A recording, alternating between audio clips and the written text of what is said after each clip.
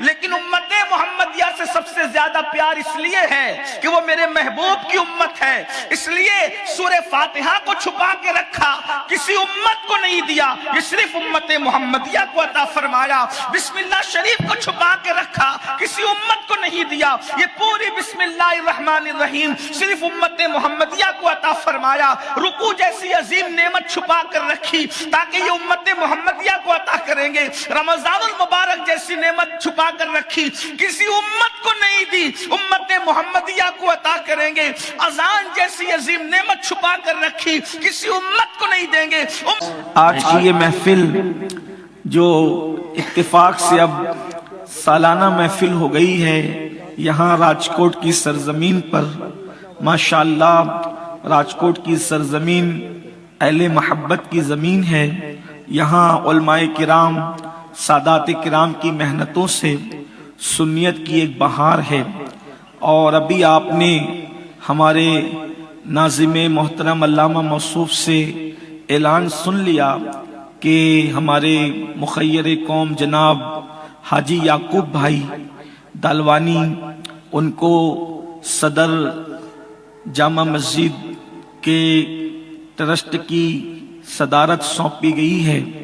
میں اس پر تمام علماء کرام اور سادات کرام اور اپنی جانب سے مبارکباد پیش کرتا ہوں اور دعا کرتا ہوں کہ اللہ ان سے اور ان کے لائق و فائق فرزند برادر عزیز جناب فاروق بھائی، حاجی فاروق بھائی سے، اور صدر جامع مسجد کے جو جتنے ذمہ داران ہیں، ٹرسٹیان ہیں، اللہ پاک ان سب سے خوب دین و سنیت کا اور مسلک کا کام لیں اور قوم و ملت کی خدمت کریں۔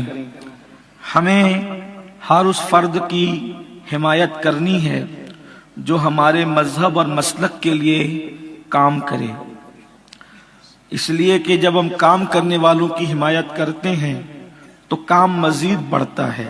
بے شک اگر ہم کام نہ بھی کریں، صرف کام کرنے والوں کی حمایت کر دیں تو اس میں بھی ہمیں اللہ اجر عطا فرماتا ہے۔ اس پر میں بیان شروع کرنے سے پہلے آپ کی ذہن سازی کے لیے بات کہوں کہ اللہ کے رسول صلی اللہ علیہ وآلہ وسلم نے حضرت اسامہ ابن زید بن حارثہ، ان کو ایک لشکر کا امیر بنا کر کے روم پر حملہ کرنے کے لیے بھیجا، اور وہ لوگ ابھی مدینہ شریف کے باہر ہی گئے تھے کہ حضور کا وصال ہو گیا۔ وہ لوگ واپس آ گئے۔ پھر حضور علیہ السلام کو غسل دیا گیا، کفن شریف اور سارے جو معاملات تھے وہ ادا کیے گئے۔ پھر صدیق اکبر صحابہ کے اتفاق رائے سے اور اجماع سے رسول اللہ کے جانشین ہوئے اور خلیفہ اول ہوئے۔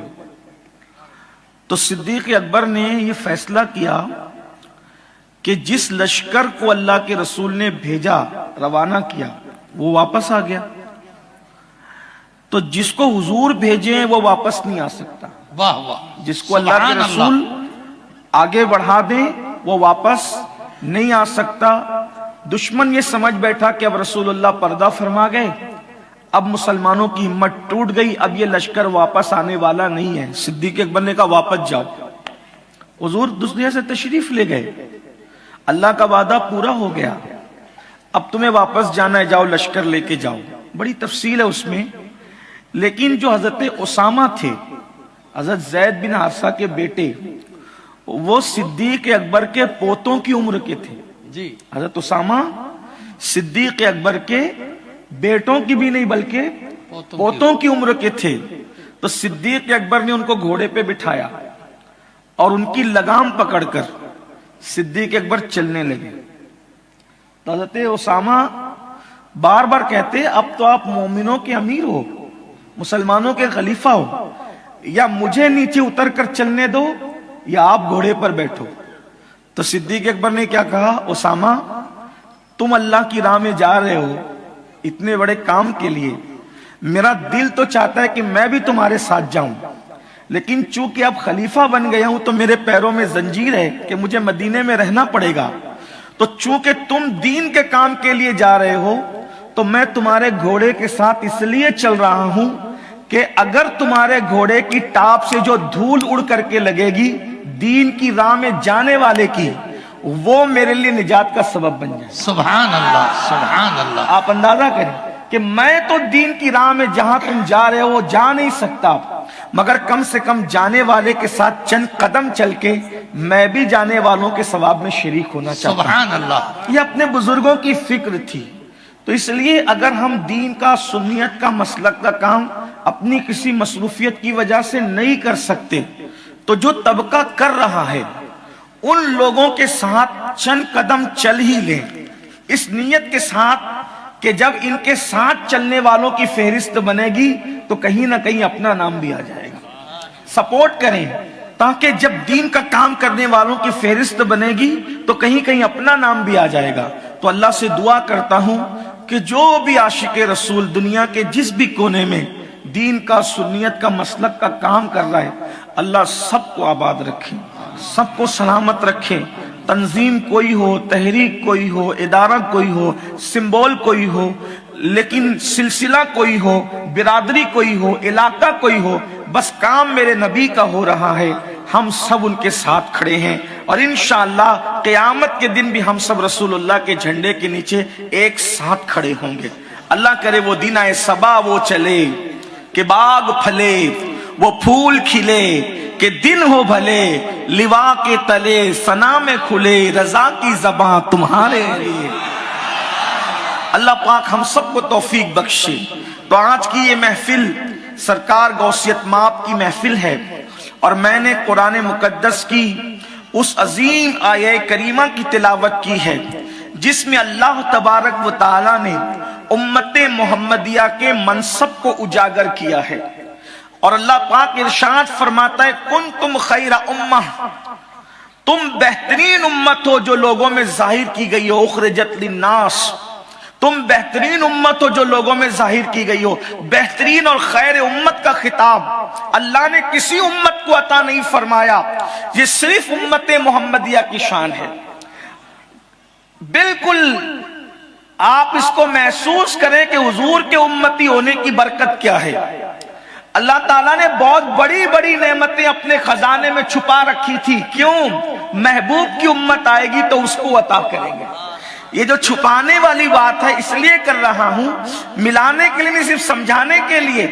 جب ماں کوئی چیز تقسیم کرتی ہے بچوں میں تو جو سب سے چہیتا اور پیارا ہوتا ہے وہ موجود نہیں ہوتا، تو ماں اس کو اپنی بغل میں، اپنی آستین میں، اپنے دوپٹے میں، اپنے دامن میں چھپا کے رکھتی ہے کہ ابھی وہ آیا نہیں، جب وہ آئے گا تو اچھا، سب سے پیارے کو دے دوں گی۔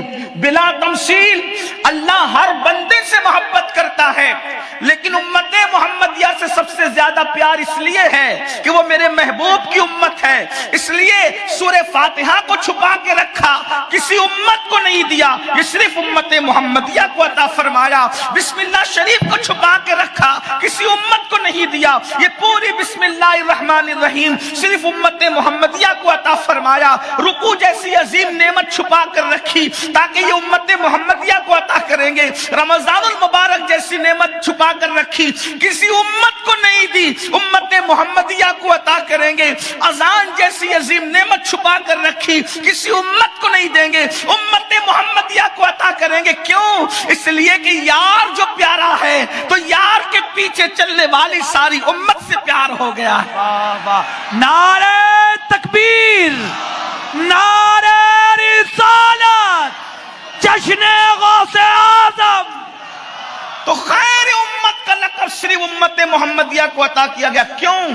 تأمرون بالمعروف وتنہون عن المنکر، تم اس لیے بہترین ہو کہ کیونکہ تم نیکی کا حکم دیتے ہو اور برائی سے روکتے ہو، اور تؤمنون باللہ، اور اللہ پر ایمان لاتے ہو، اس لیے اللہ نے تمہیں خیر امت کا لقب عطا فرمایا، اور جو کام انبیاء کرام کرتے رہے پچھلے ادوار میں، اللہ نے نبی آخر الزمان کے صدقے، خاتم النبیین کے صدقے، سید العالمین کے صدقے، وہ ذمہ داریاں جو نبیوں کو دی جاتی تھی خاتم النبیین کی وجہ سے یہ امت محمدیہ کو تامرون بالمعروف وتنہون عن المنکر، یعنی نیکی کا حکم دینا اور برائی سے منع کرنا، یہ ذمہ داری اللہ نے محبوب کی امت کے لوگوں کو عطا فرمائی تاکہ تم نیکیوں کا حکم دو، برائی سے روکو۔ اور یہ اتنی بڑی ذمہ داری ہے، انسان غار میں بیٹھ کر اگر 70 سال تک عبادت کرے،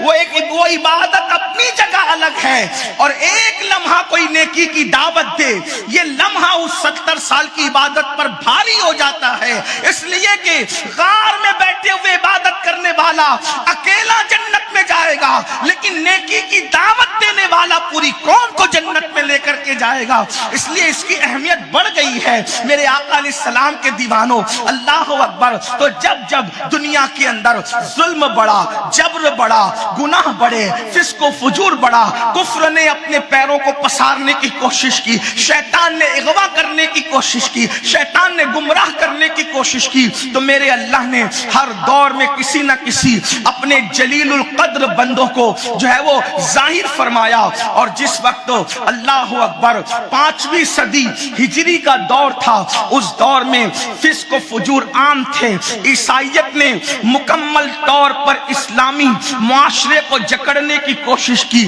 عیسائیوں نے اللہ اکبر اسلام کو مٹانے کی ٹھانی۔ اس وقت اللہ نے سیدنا شیخ عبد القادر جیلانی سرکار غوث اعظم کو مصطفیٰ جان رحمت کے تنے بے سایہ کے سایہ کی شکل میں دنیا میں جلوگر فرمایا۔ سرکار غوث پاک کیا ہیں، کون ہیں، سنیوں کا بچہ جانتا ہے، لیکن صرف آج میرا عنوان ایک غوث پاک کی ایک خصوصیت پر آج میں بیان کرنا چاہتا ہوں۔ غوث اعظم اپنے وقت کے نہیں بلکہ ہر دور کے، اپنے دور سے لے کر اب قیامت تک دنیا کا سب سے بڑا اگر کوئی خطیب ہے، کوئی وائز ہے، تو اس کو دنیا شیخ عبد القادر جیلانی کہتی ہے۔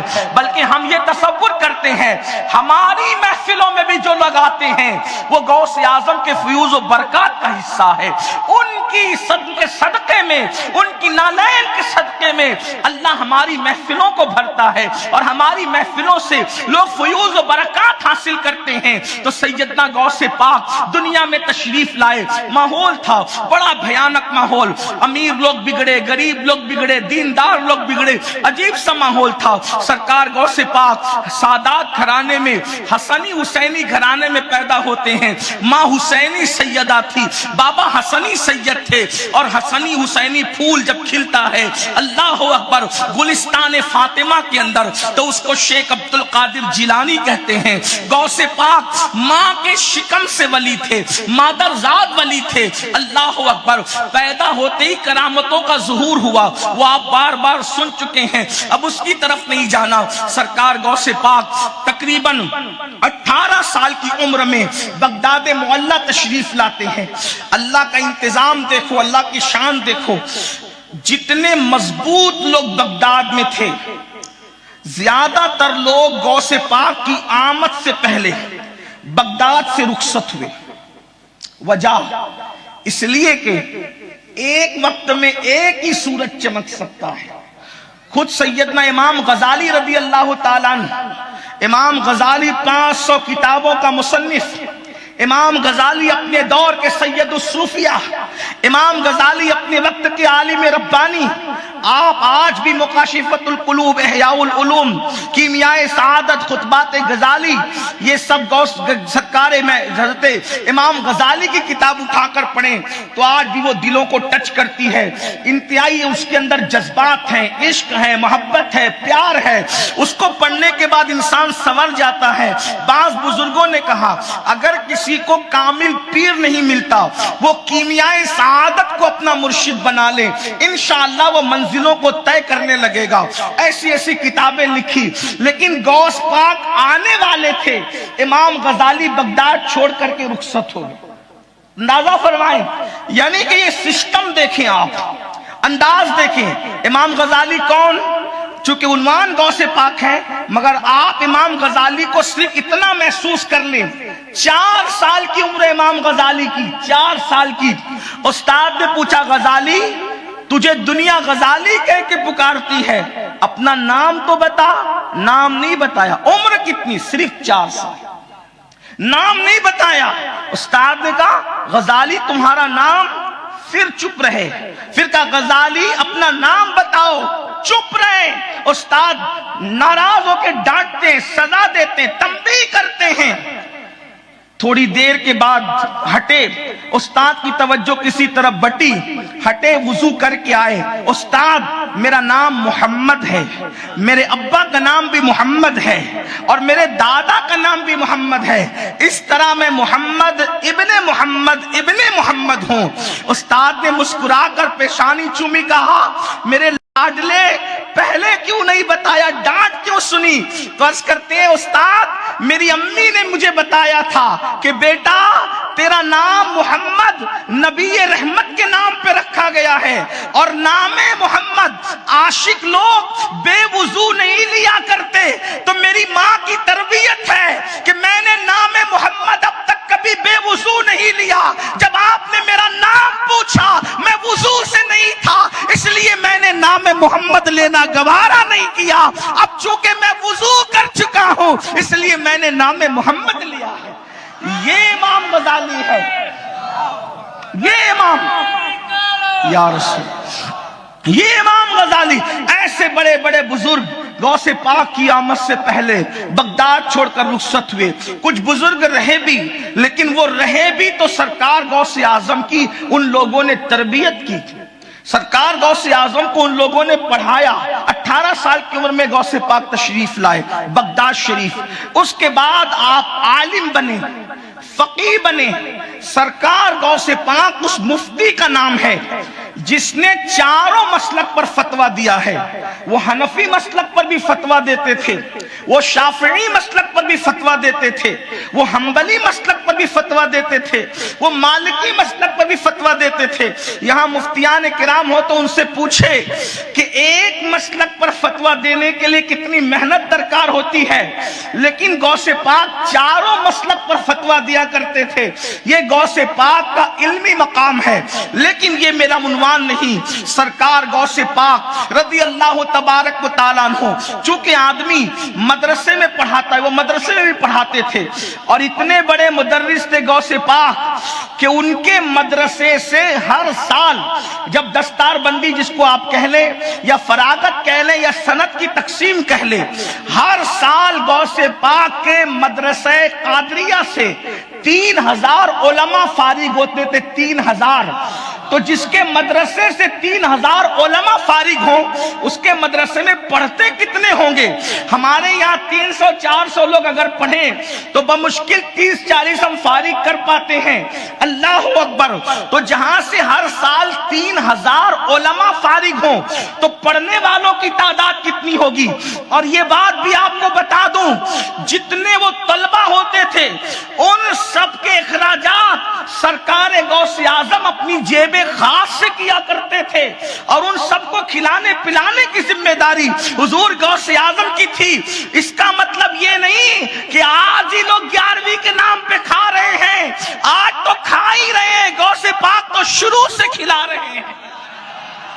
3000 علماء اگر فارغ ہوتے ہوں پڑھتے کتنے ہوں گے؟ اور پھر ان فارغین میں کیسے کیسے لوگ ہیں، اللہ اکبر! جلال الدین رومی کے دادا استاد، شمس تبریز کے استاد، اندازہ کریں یہ وہ لوگ ہیں جنہوں نے دنیا میں انقلاب پیدا کیا ہے۔ اللہ اکبر! امام یافعی کے دادا استاد، ایسے ایسے بڑے بڑے بزرگ اس مدرسے سے فارغ ہوئے۔ اللہ اکبر! اسی مکتبہ عشق کا ایک بطن جلیل جس نے صلاح الدین ایوبی کے نام سے دنیا میں شہرت پائی، بیت المقدس کو آزاد کرانے والا، میرے غوث کے دسترخوان کے ٹکڑوں کو چننے والا تھا، نور الدین زنگی صلاح الدین ایوبی کو جن لوگوں نے جذبات سے بھرپور کیا تھا وہ سارے مشیر غوث اعظم کے شاگرد ہیں یا مرید ہیں یا مرید کے مرید ہیں۔ ایک انقلاب تھا، آپ نے علمی دریا بہائے، لیکن چونکہ آدمی جب بخاری پڑھائے مسلم پڑھائے، ترمذی پڑھائے، ابن ماجہ پڑھائے، یا کوئی کتاب پڑھائے، منطق پڑھائے، فلسفہ پڑھائے، علم کلام پڑھائے، الہیات کا درس دے، کچھ بھی پڑھائے، وہ پبلک اس سے مستفیض نہیں ہو پاتی۔ پبلک کے لیے بہترین ذریعہ اصلاح کا واعظ و نصیحت اور تقریر ہے، خطاب ہے۔ اس لیے ہر نبی نے خطاب کیا ہے۔ خطاب ایسا ہے، جن کو کتاب نہیں سمجھتی ان کو بھی خطاب سمجھتا ہے، اس لیے خطاب کی بڑی اہمیت ہے۔ کتاب بھی لایانی نہیں ہے، میں یہ نہیں کہہ رہا ہوں، لیکن کتاب کسان کو نہیں سمجھتی، کتاب راستے بنانے والے مزدوروں کو نہیں سمجھتی، مگر جب وہ خطاب سنتے ہیں کسی کلندر کا، کسی ملنگ کا، کسی وائز کا، کسی ناصح کا، اور اگر وہ اللہ کی رضا کے لیے خطاب کرے تو پھر بات دل سے نکل کر دل میں اترتی ہے۔ اقبال نے کہا تھا، بات جو دل سے نکلتی ہے اثر رکھتی ہے، پر نہیں طاقت پرواز مگر رکھتی ہے۔